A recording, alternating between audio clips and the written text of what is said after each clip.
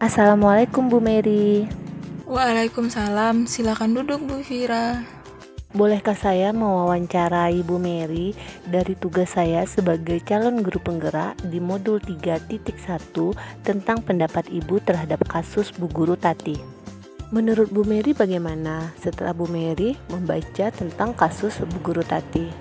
Setelah membaca kasusnya, menurut saya, yang akan saya lakukan dahulu mencari sumber tangis si anak. Setelah bertemu dengan si anak, saya akan menenangkannya dan membawanya ke tempat yang nyaman, agar mau bercerita apa masalahnya, kenapa sampai dihukum, dan mengapa menangis. Jadi kita fokus ke anaknya dulu ya. Kita sepakat ya Bu Mary.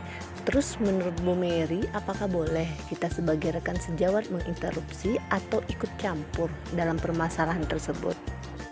Sebagai guru, saya tidak akan masuk area wewenang Bu Tati.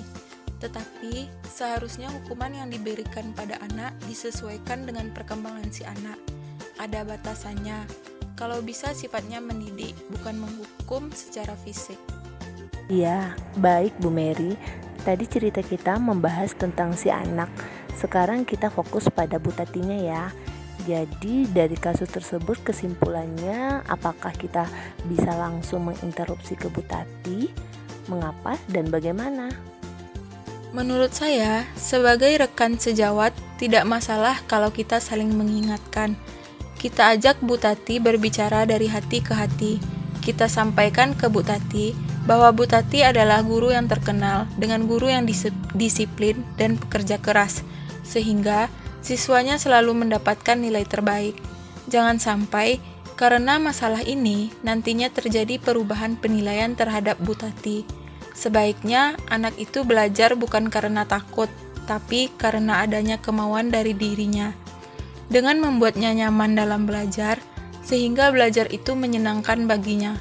Dengan seperti itu, anak lebih fokus dan konsentrasi serta termotivasi dalam belajarnya. Oke, pertanyaan terakhir buat Bu Mary. Kira-kira keputusan apa yang akan Ibu ambil dalam kasus ini?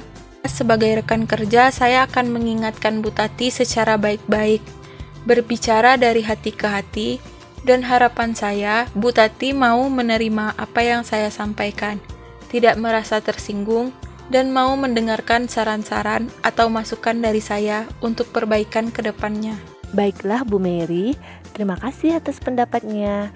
Senang bekerja sama dengan Bu Mary. Saya permisi dulu ya. Sama-sama Bu Vira.